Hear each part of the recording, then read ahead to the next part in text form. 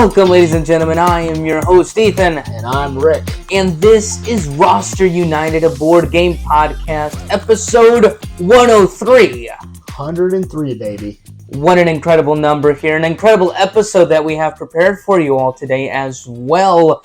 Let's dive right into it here with the first thing we're going to talk about in today's episode. And this is something I've been wanting to talk about for the last couple of episodes as well. What's this segment called? This segment is called Hot Hand. Hot Hand. Hot Hand. Instead of Hot Take or Hot Hand, right? Because, Yeah. I try to make these sort of, Hot names. There you go. I try to make these sort of segments named, something off of the board game stuff. And can you help me understand where Hot Hand comes into us Having a quick opinion about something?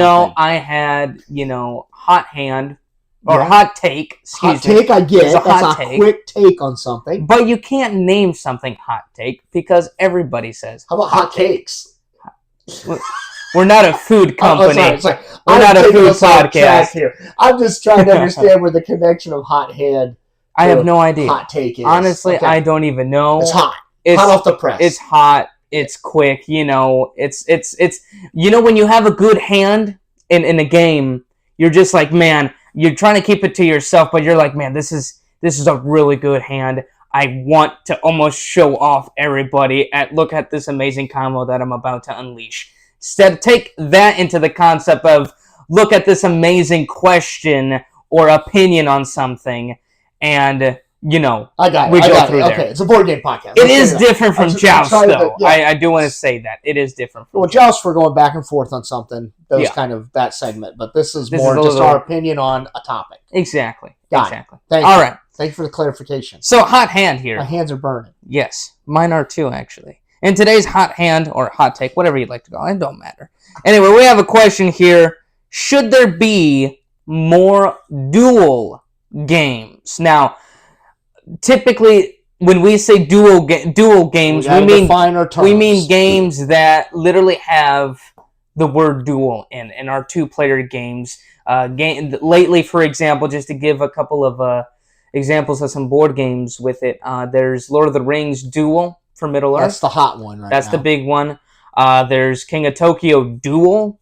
There is Splendor Duel. There is Gaia Project Duel. It's Gaia? No, there's another Duel one. Yeah, I don't think there's a Gaia Project Duel right now. I don't think so. I thought there was. There was an expansion. What was the one we played at the hotel that was a duel game? Remember, it was a space one. Con, you mean? No, it was a space one, and we played at a hotel. Well, we played that one that was back and forth, where I'm guessing the letters, but that wasn't. No, not that duel. one. No, it wasn't from Gen Con. I don't know. I can look it up. Let's keep going. But anyway, there's so many duel games out there, and it seems to be that there's going to be more duel games coming out. There really is. And I'd like to make just a clarification on that. Like you said, right? A duel game is solely...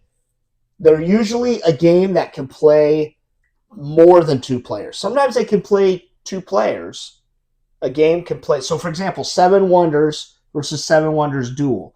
Seven Wonders, there is a rule in there to play with two players, right? But it can play, obviously, a lot more. Seven Wonders Duel only plays two players, and it's designed to play as two players. That's right. That's what we're talking about here. Thing. Yeah. And like you said, they literally include the word duel. Yeah. Like probably for another segment, legacy games are a type, like a brand. Yeah. Okay. Got exactly. It. Yes. I just want to clarify. So as of late, and we've already mentioned a couple of titles of some games that have already been out, and there seems to be more games that are coming out with the word duel.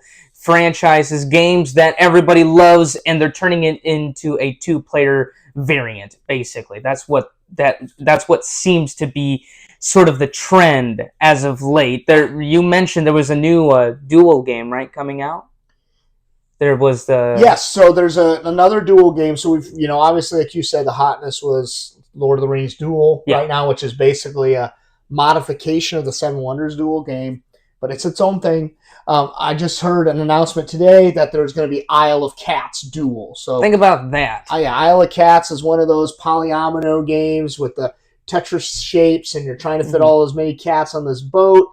and now there's a dual version of it. And I didn't get a chance to read the details of it, but it's basically designed just for 2 players. Yeah, and really, I mean, Isle of Cats is a great game in general, and now they're already turning this game that's pretty simple, pretty easy, straightforward, and it's fun for a big number of players. But now they're turning that into a 2-player. They also announced a Duel Duel. Yes, right? That's right. They did. And personally, for me, a Duel is already great by itself with just 2 people, but I don't know a whole lot of details, but I know that the new Duel game does add some different things to keep it, obviously a little bit different from the original, but it's purposely for 2 players, and it feels different. You look at some of the pictures of a Duel, and it does absolutely look different from the game, but it also looks kind of similar, with some of the tiles and things like that. Yeah, the point is to give you the vibe of the original game and make it 2 players. And I think I read on the article on Board Game Geek about that, like Eric Martin, that does a lot of the news. He wrote that I think he talked to the designers of a Duel, and they said, yes, it is its own thing. And I agree with you. A works just fine with 2 players. Yeah.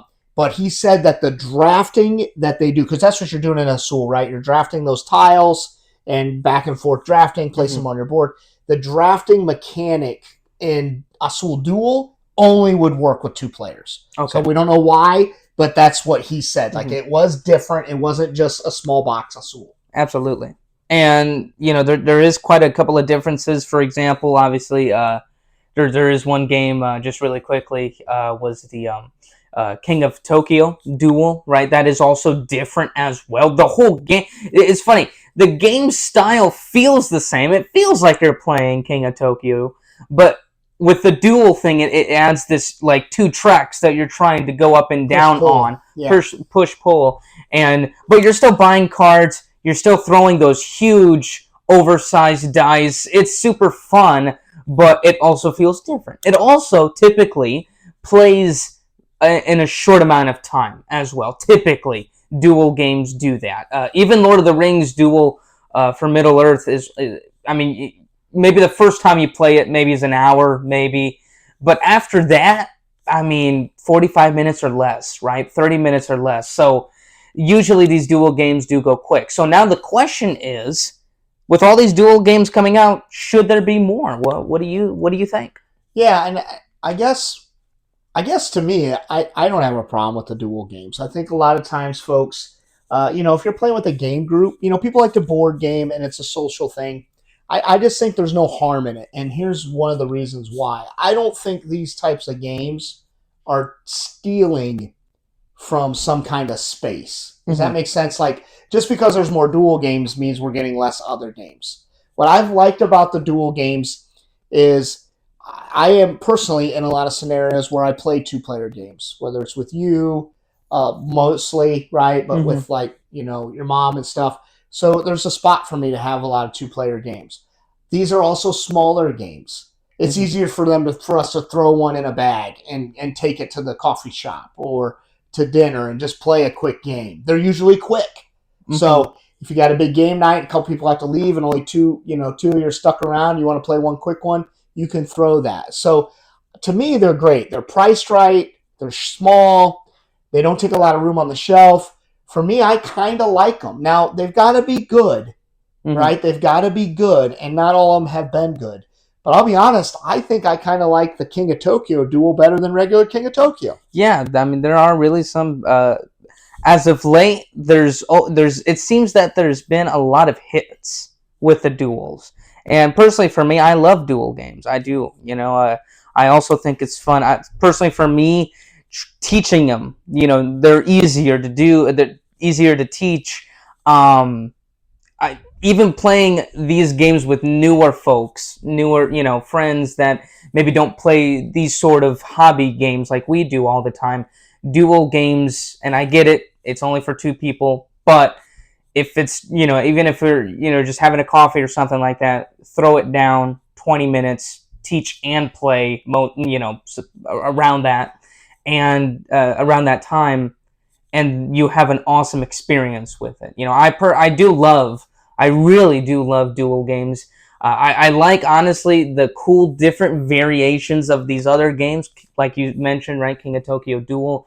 That is awesome. I do really like. I feel like that's more intense than the actual King of Tokyo game. I know there's the Splendor Duel, and we've played that a couple of times as well. I really enjoyed it. I think there was a time. I haven't played it in a while. I have to refresh on it, but I believe there was a time where I thought it was better than the original Splendor as well.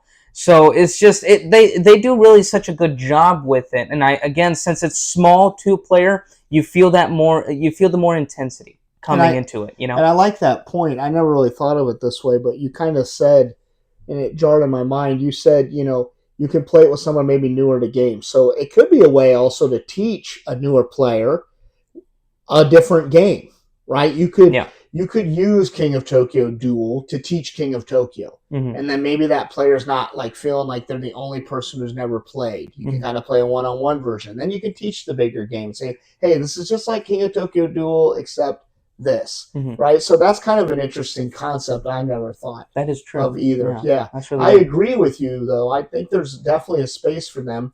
Let me ask you a question. So to me, this is my thought. A duel game is I don't want to say even simplified. It's a 2-player variant game. Not a variant in the rules. Like a 2-player game, a separate game of an existing game. Yeah. Now, I think there's not every 2-player game to me is this brand of duel, in my opinion. So, for example, for me, and I want to see how your take is, Jekyll and Hyde, the card game. Yeah. It's a 2-player trick-taking game. It's made for 2 players. I would not consider that a duel game because there's not a bigger Jekyll and Hyde game that I'm coming into a 2-player. Yeah. How do you feel about that? I feel the same because usually duel games come from bigger games, right? That they come from more from another game that more players can play. 7 Wonders, for example, right? How many people can play that? Right? 7. Oh, really? Oh, wow! I thought it was like 6. Well, there you go. There's 7 people to play 7 Wonders. But now there's the duels. There's actually, it's so popular, there's 2 versions of 7 Wonders Duel, the original and the Lord of the Rings one. And they're all great. And I feel... All of them are great? They're all great, except for probably Lord of the Rings. I think I like that one the best. Oh, yeah. What about Cosmic Encounters Duel? Cosmic Encounters, that's what it is. That's the one you're talking about. Yeah, we played that one. I enjoyed that one. Of course, I won. Yes, but it doesn't. That's another story. That one doesn't capture Cosmic Encounters. That one goes with the story, and if you want to know what happened in that story of why I disapprove from it all, there's a stupid card in the game, and I'm not going to get into it because it'll ruin the episode. I walked you right into that. I don't want it. I don't want to go into it. If you want to learn and if you want to see more. That's up to you guys. There's a card in that game that if you were getting just rolled on, you could walk somebody into just rolling you, and you can play that card and completely flip It's not game. that. You freaking win the game if you play it, depending on what's out there. Anyway, it's an alright game. Anyway, but yeah, duel games for me, there is a lot of 2-player games out there. Beer and Bread, great game out there. Watergate, 2-player game, great one. But Chess, checkers duel. Absolutely. Those are 2 great, 2-player games out there. But typically, the ones that say duel do have a higher playing count. Their original type. The original game. Yes, the original 2-player version of exactly. Game. Yeah. So yeah, I do agree with you there. Then I do think duel games are their own style, their own feel of what a 2-player game is, other than a standard 2-player game without the word duel in. So maybe to close this out a little bit, let me ask you this question. What game would you like to see a duel version of? Well, that is a really hard question, because if you think about it, there's so many great games out there.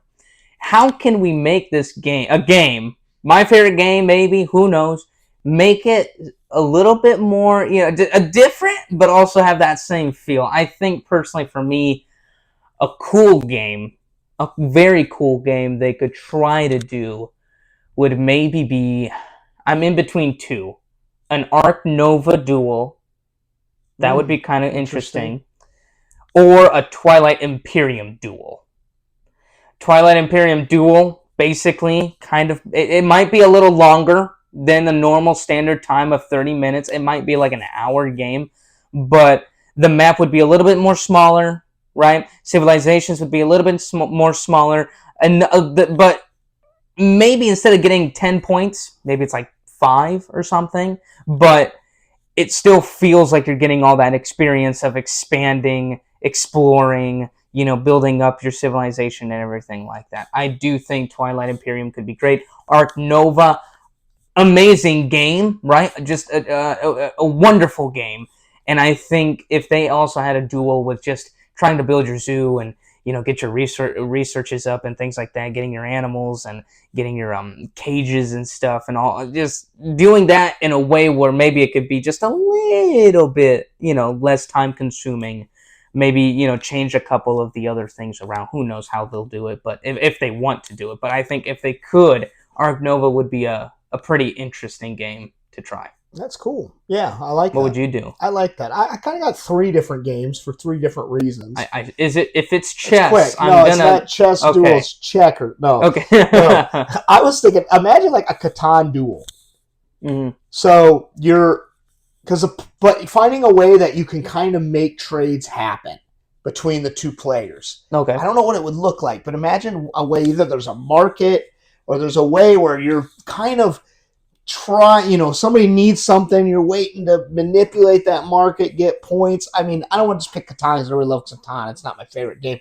But I could think that trying to come up with a way to do that 2 players could be pretty cool. That's kind of my popular game. Yeah. My game that I like and would love to see some kind of cool version of it would be Black Fleet, which is that older board game we had before where you have a pirate ship and you have a trading ship and you're running around this map, and I'm trying to use my pirate ship to blow up your trading ship. Yes. And I'm trying to use my trading ship to deliver goods before you blow it up. That's right. But have like a 2-player version of that, where you're sailing around, maybe just some smaller map, you're going at it a little bit quicker. Or maybe it's a hidden movement game where the pirates are showing up. I don't know. I think that would be cool. That would be pretty And then neat. my fun one, that's just kind of joking, would be Sky Team Duel.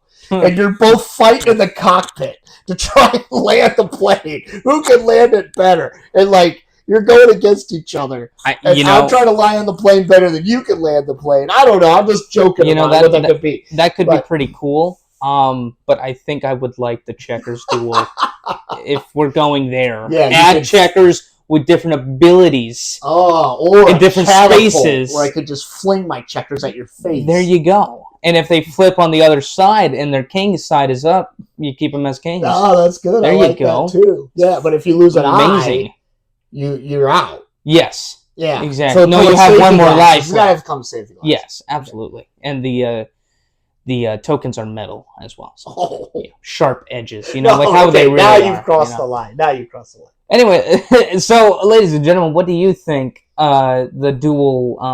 What are some other games that you would like to see turned into duel? Obviously, we were kidding on a couple, but we really do think we do have some interesting ideas. If we could do a duel game from a board game that's already been out there, right? So we already established what a duel game is. Should there be? Yes, and a couple of games that that'd be pretty cool if it was a duel. All right, ladies and gentlemen, that was very exciting. I really enjoyed that. I hope you guys enjoyed that as well. We're going to go into our next segment here, our popular segment, our famous segment, I guess you could say. Let's talk Black Forest. Black Forest. Black Forest. Oh my goodness. Black Forest is a game designed by the wonderful, amazing Uwe Rosenberg. Yep, that's right. The famous Euro game designer. The game is published by Freudenland and is published by Capstone Games here in the United States. It's also has a co-designer Tito Lorenz, who has helped Uwe Rosenberg with this game. Yes. The game is 14 plus players, 1 to 4 players, and it says it runs in about 60 to 120 minutes. Yum. And like the game says on the back, this is definitely a Euro game.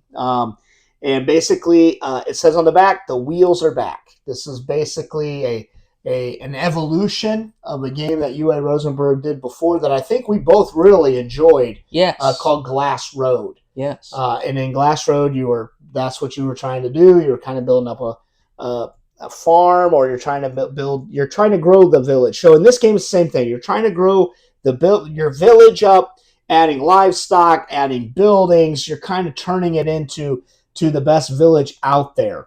And the way you're doing that, if you want me to get into the rule set, yeah, kind of plays a little bit. Could, yeah, absolutely. So the way you're doing that is in typical game. You basically have the main board in the middle of everywhere, and it's kind of like this giant track around this forest. And the Black Forest is a famous forest in Germany that I believe that Uwe used to play in when he was a child, and probably still visits today. Basically, you can visit villages, larger towns around this track. Yeah. So you can go in any order. You can travel between villages, and every time you travel, it costs you resource. And in each village, you're going to have anywhere between 4 and 3 artisans there, just specialists. They're working in that town, that particular town that you're visiting, and you can place your token on any of the spot in these different villages, in these towns. Excuse me. I got to clarify that. Village is your player board that you're growing. The town is what you're visiting to basically do your action selection. Yeah. So it's worker placement. You place it on a spot. It's between 2 of these town artisans, and they give you different actions. You can add livestock. You can slaughter livestock for meat. You can buy more areas for your town. There's just a bunch of actions in this game that you're trying to work around and do. And that allows you to basically build up your town. So on your particular village board, you've got a glass house that you're making glass with, and you can move up in your ability to do glass. That's how you expand your village. You can put out branches and forests. You can cut your forest down and get wood. You can put places to graze for your livestock. And kind of the quirky thing of this is how all of that stuff is tracked. So you've got meat, you've got glass, you've got, I believe, sand and brick, and kind of like a money resource. Do you have powder? You have carbon, like charcoal. Right, excuse me, charcoal. Yeah, there you go. You have charcoal, and the way that's all tracked is on these wheels. And as you add certain resources, you'll move your resource marker around the wheel. Mm-hmm. Well, what happens is you've also got these arms, kind of like arms of a clock, between like 3 o'clock. So one's pointing at the 12, one's pointing at the 3, and eventually you'll move the resources in such a way that those clock arms have to move. Mm-hmm. And that will automatically make you produce glass, which lets you level up your village in essence and make it bigger, or resources and money for the rest of the game. And when you do that, it also gives you points as well at the end of the game. Correct. So you kind of want to... It's interesting, right? Because you kind of want to get a lot of resources, but that line keeps kind of coming in, and it keeps going down, and it starts going to like the least spent resource, I believe, right? So what Ethan's referring to is, kind of imagine that I have my resource, like my glass that I'm making. It's between the 3 o'clock arm and the 12 o'clock arm. It's between the big hand and the little hand.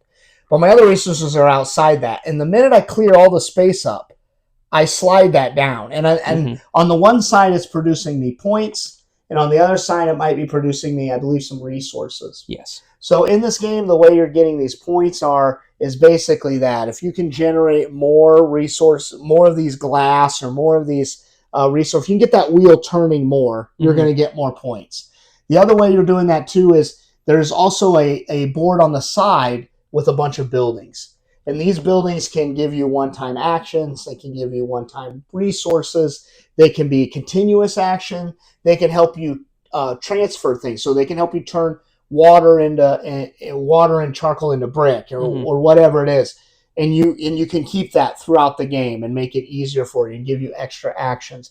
There's also some central kind of scoring tiles that you can also score. These are large buildings that go onto your track. Right. Yes. They give you maybe a one-time bonus, but they're worth a lot of points. at the end of the game. Mm-hmm. I know that was a lot. It's not my best rule run through because there's a lot going on there. Well, it's a Euro game, so it's a worker placement Euro. There's a lot of stuff going. The wheels are pretty cool on it. But what did you think of Black Forest? Well, personally, I thought it was pretty good. I enjoyed my time. I liked Glass Roads, the old version, a lot. And I just figured, you know what?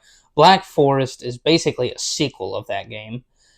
But it's made a little bit better, that I'm able to do a little bit more decisions, right? So in Glass Roads, you're not running around a whole town, right? Or you're not going town to town and doing all these actions. More of a choosing. It's more of these little things. I guess buildings. there you go, the buildings. It's more about getting the buildings, and that's how you build up in Glass Roads. In this one, buildings are key, but going around the towns and doing that little worker placement, mechanic around every single town is how you're going to get mostly the main stuff of your actions. That's how you're going to do that. Yeah, and I think just to add a little bit of context to that too. So if I want to go from town to town, there's like basically one circular road. Yeah. So I can move into any town I want. I can also skip town. So if I have enough resources, I can skip a town and move to another town all the way across the board on my turn.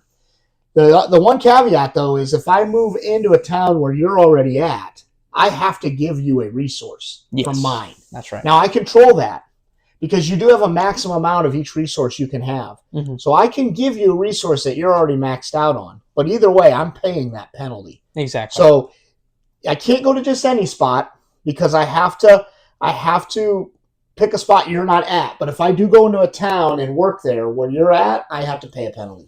Absolutely. And, it's just very interesting how it all works out. I like that it feels very balanced, even if you are, typically Euros, you try to cause a chain reaction. In this game, you kind of do that with the buildings, but you kind of feel like, okay, even if I'm kind of ahead of the competition, you still got to do, it's not like you have a huge advantage, it's not like you can always do some chain reaction to do 6 or 7 things like you can do like maybe an Ark Nova or the Feast for Odin or some other big Euro game. In this one, it feels like it's a Euro. There's a lot of ways to score. There's a lot of ways to get points and do things, but it also doesn't feel like that in a way because, you kind of feel like you're limited at times. But limited, I mean, in a good way. Hopefully, I'm making sense on that. I think you're making sense. So it's a pure Euro that way. I can't really attack you or anything. Now, it's kind of neat. Right. It does have that mechanic where there is a certain worker in a town that will let you basically swap workers between towns. So you can get a special power and you can swap a worker from one town or the other. So you can kind of mess up.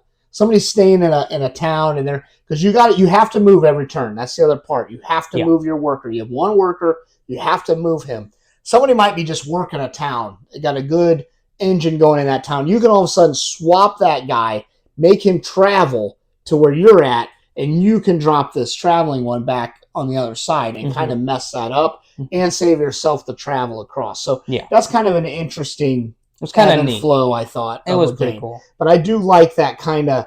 I like how everything's not just there. I like how I can't just pick. I've got to really economize not just what I'm doing on my turn, but where am I going next turn? Yeah. Do I want to spend that resource? Do I've got this good engine going where I can... Maybe I have a lot of animals. At the end of the game, you get a lot of points for your buildings, but you get a lot of points for your animals that you have. And so many can fit in each pasture. How many animals do you have a pasture in? How big is your village? All those things apply. So just like classic Euro, there's different ways to score a lot of points. Yeah, absolutely. And I really liked it. I like that, like you said, you you have to always keep moving, which also means you got to sometimes always keep moving from your strategies and just what you have out there at times. Sometimes you have a lot of cows and, what was the other one? They're cows and... Pigs. Pigs, thank you. Cows and pigs. Maybe you have a lot of that. Maybe you go to another town, you trade those in for some other materials or points or whatever that may be.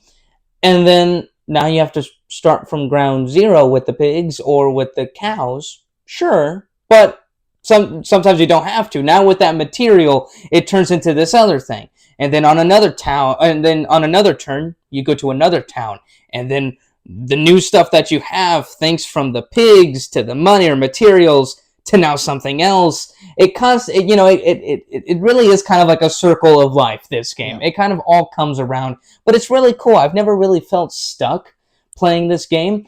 I never really felt like I'm doing the same thing over and over again. That was kind of a problem that I had with Western Legends, which is another pretty popular Euro game. I won't get into it too much, but it just, there were just a couple of things that, for me personally, there was a couple of things that just felt, well, I'll just keep doing this the whole game, and that's kind of it. Yeah, I think in this game it was, in this game it was really different, and I liked that you can move one of the workers on each town to a different location, helping yourself out on a future turn, or completely messing up somebody in their turn. And that's the 2-player rules, right? Yes, you have absolutely. That third worker that you're moving around.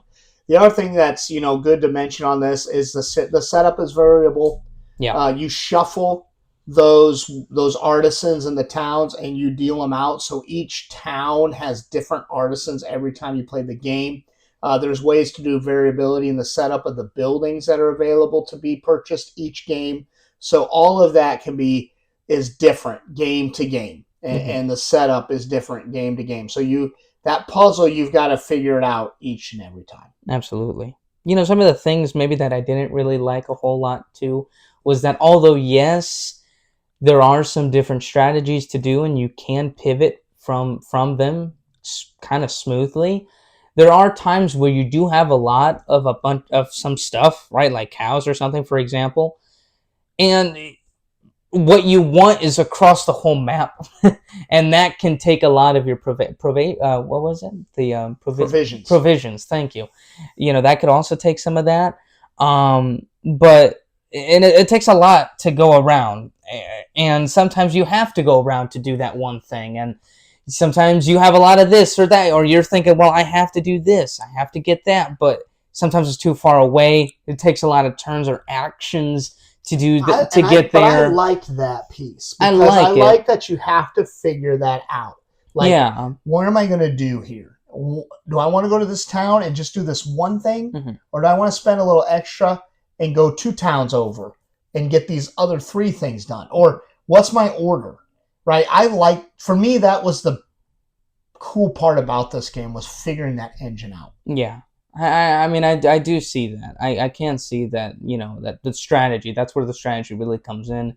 But there's even at times, though, when you're doing all this stuff, and it just feels like sometimes the payout isn't like that, like, that's it, that's all I got. Sometimes the buildings, I don't know about you, but there were a couple of buildings, some that were like, I'm never like, why is this building here? There's others that are really good. Yeah. There's others that are just like, I'm getting it just for the points. I don't really care what the special ability does most of the time. For me, that was a lot of just me I need to play the game more. Like, those buildings I could see, I just didn't build the right engine for the buildings I purchased. I purchased a building, think I was going to do it one way, and then I went in another direction. I ended up using those buildings because that's what this game's all about. It's about getting a bunch of one type of resource, somehow finding a way to get a bunch, and then finding efficient ways to convert that, right? Like, I want to get a bunch of cattle, and I want to turn that cattle into meat, which is going to let me grow this, which is going to let me do that, which is going to let me pay for this. And those buildings can help you do that because you can only take the action from the artisan once per turn. But those buildings you can use as many times as you want per turn. So if you can take this one step with the artisan, I might have buildings that let me do all the rest of those steps on one turn. And that's where I think multiple plays, I would be better at it. I'm not always the strongest on the Euro. When there's a Euro like that, where I'm trying to build the engine in this one, I just didn't do a good job the first couple times we played it. And you're right about that. But even so, like, there was a couple that I tried to convert this, trying to do some combos, right? Because that's what kind of Euro games are. But it seems that, like, there are some that are really good to convert, or there's some that fit another piece of the puzzle to convert into something or to give you something, or, stuff like that. But for example, in the game that we played, you took a building, right?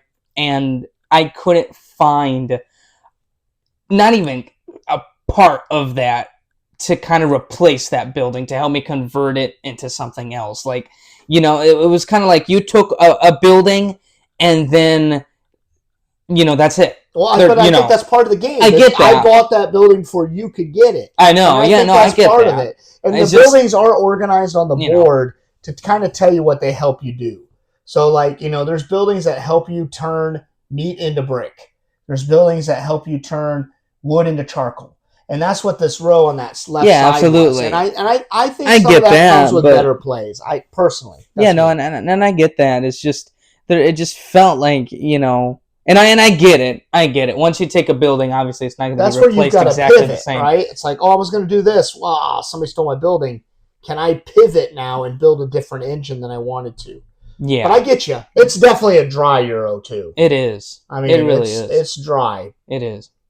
It was all right. I liked it. I liked my experience with it. I believe our high and low today, for the game, Black Forest, is a 7.7. Really good reviews, actually. Really good ones. Are you high or low? Man, these Board Game Geek ratings have been almost like Vegas odds to me. I mean, they're right on the money for me. I probably have to go a smidge higher on this one. These type of games, I love Euro games. We play a lot of Lacerdas. We play a lot of these Euro games.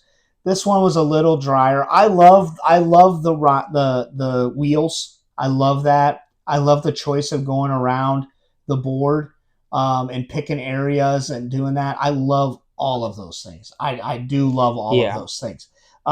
But there's probably other games I would rather play. So I would come in just above that, though. I think it's a great game. I think it's well designed, as usual. Is it Uwe Rosenberg's best game he's probably ever done? I don't know if anybody's going to say that. But I would say it's a solid Euro game. Yeah, I'll have to go probably low on that. I give it a 7 out of 10, which is still really good. It's a good game. But, will I play this more than Glass Roads? Yes, just because this does give me some more decisions to make, and I like that. But there were just some things that I felt, and I get it, it's pivotable. You have to pivot from some strategies. That's what a Euro game is. There's tons of ways to get points, get things, and, if it's not working so well, pivot to something else, and you'll find more strategies there. Let me ask you this question. Yeah. Do you think somebody is there room for both Black Forest and Glass Road in somebody's collection? Do they serve different purposes, or is just one a little better than the other of the same concept? Honestly, just going into Black Forest, the only things I could point out was this is a similarity to Glass Roads. The dials, to the terrain, all of that stuff, and the I believe the other ones had animals as well, cows and stuff like that. It really, Glass Roads does a great job with it without Black Forest, with its town, right? Black Forest has that huge board, basically just adding more space, right, to the game. That's kind of it. But, then it's interesting because you say that, because now Glass Roads also has more buildings, I believe, than Black Forest does. Or at least you have, more of them come out during rounds throughout the game. And it gives you more, it does let you help. If somebody took one, well, maybe you have another one. Maybe. Who knows? Maybe it's not a perfect thing, but you find it. It's interesting. It's interesting. But I think if you're trying to compare the two, I think Black Forest is just a little bit better, just because I do think the town adds a cool certain aspect to the game going around. It kind of also adds some player interaction within the game as well. If you come into the same town as another player, you have to pay them, when you're there. You can move the worker around and trade, and in a 2-player game you can do that. I think Black Forest, I think they're both great games, but I feel like if somebody was gonna was deciding, should I get both or should I get one or the other, I would say just get Black Forest. Glass Roads feels almost exactly this game, just with a little bit of a twist, and I think the twist is a little bit better. I don't know, what do you think? Yeah, I think so. I think I tend to like Black Forest a little bit more. I love Glass Road. I love the simplicity of it. I've just had it so long, and I've enjoyed it. But yeah, I think if you're going to buy one, I wouldn't go out. Like if you love Glass Road, I could see getting Black Forest and calling the collection of Glass Road a little bit. They are different games. One's simpler than the other, in my opinion. Absolutely. Like a quicker play. It's definitely a quicker play. But I do like Black Forest. I think it just adds enough with that action selection. It's not just buildings. It's the action selection here. It gives you the feel for the wheels. It gives you feel for the tableau building that you're doing with your village. I think Black Forest is just a little better game. Yeah. And if I owned Black Forest, I wouldn't go out and just get Glass Road. Yeah, absolutely. It's funny. Black Forest, Glass Road's duel. It is a little bit more straightforward, a little bit more simple. And it does really well for its time. So I guess it just depends what kind of player you are, right? That's kind of where it really goes down to. But they're both technically Euro games. They're both run into that same sort of system and style. Great style. I love the dials. But I would go for Black Forest, I think, a little bit better. I don't know. Maybe we'll have to do a joust or something like that in the future. Yeah, go do a little deeper dive on that. But, well, ladies and gentlemen, that is it for the Let's Talk segment. How exciting is that, right? Black Forest, obviously a game, one of the hot games out there.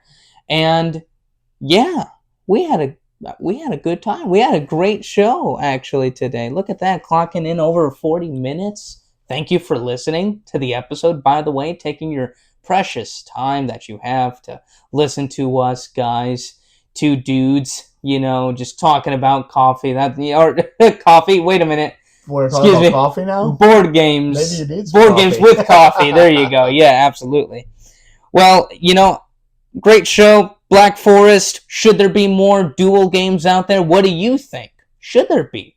If you do want more duel games, what kind of games would you already take and turn into a duel? I want to know what you want. I really want to know what you guys think. So please leave us a comment down below in today's episode. Please visit us as well on Blue Sky at Roster United Podcast. There we post all kinds of fun pictures, opinions, all kinds of stuff, and even some questions as well that we have throughout the podcast. Even a little game where we just put pixelated pictures of games on there and just give chance for you to guess and see if you recognize the game. Absolutely. It's kind of fun. It really is. It's a cool challenge to see.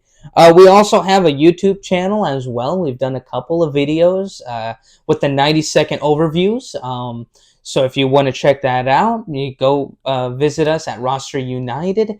And we hope you enjoy those videos. There'll be definitely more videos to come as well. And of course, more episodes here, wherever you're listening to your podcasts, Apple Podcasts, Spotify, or iHeart, right? iHeartRadio, Overview. Even on your podcast, everywhere. Just even on your browser, even you can find us there. So wherever you're listening, thank you so much for listening, and continue listening to us as well. Please give us that subscribe.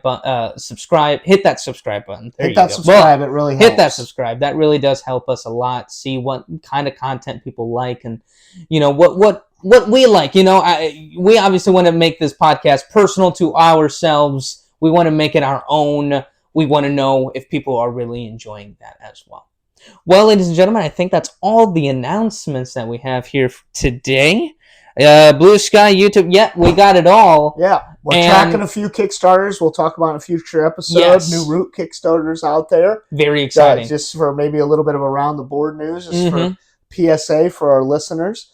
So definitely Roots out there. Looking forward to that. Yep. And a couple of other things that we've been tracking we want to talk about. Absolutely. So. We'll also next week's episode, we will dive into a little bit more of some of the updates and some Kickstarter's game found, projects that have come out that kind of caught our eye and maybe have caught your guys' eyes as well. Just keep you guys updated with news around the board. Well, ladies and gentlemen, thank you so much for listening. We hope you have a fantastic day, evening, or night. I am your host, Ethan. And I'm Rick. And this is Roster United, a board game podcast. Adios.